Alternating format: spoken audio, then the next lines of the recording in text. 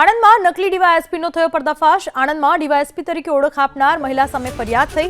સોજિત્રાના નિશ્રાબેન સલીમભાઈ વોરા વિરુદ્ધ ગુનો નોંધાયો। ડીવાયએસપીના હોદ્દા પર ન હોવા છતાં ઓળખ આપવા બાબતે ગુનો નોંધાયો। સમગ્ર બાબતે આણંદ એલસીબીએ તપાસ શરૂ કરી છે। આ વિશે વધુ માહિતી આપવા આપણી સાથે જોડાઈ ચૂક્યા છે મારા સંવાદદાતા જલ્પેશ પટેલ। જલ્પેશ, કઈ કઈ જગ્યાએ આ મેડમ પોતાની ઓળખ ડીવાયએસપી તરીકે આપતા હતા, કયા કયા લાભો મેળવ્યા, કેટલા સમયથી આ ધંધા કરતા હતા, શું જાણવા મળી રહ્યું છે?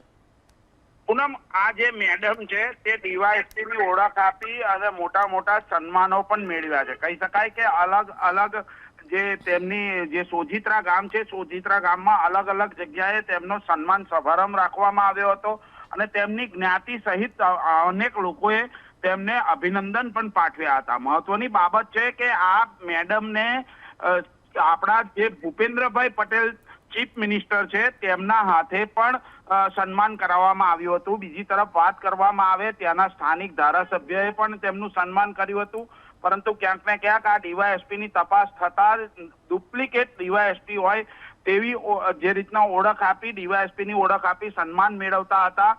તમામ બાબતને લઈ સોજિત્રા પોલીસ મથકમાં ગુનો નોંધવામાં આવ્યો છે અને ગુનાના અંતે હવે તપાસ થઈ રહી છે કે આ મેડમે કોઈ જાતને કોઈ લેવડ દેવડ તો કરી નથી ને, કોઈને ખોટી ઓળખ આપી, કોઈની પાસેથી રૂપિયા પડાવ્યા નથી।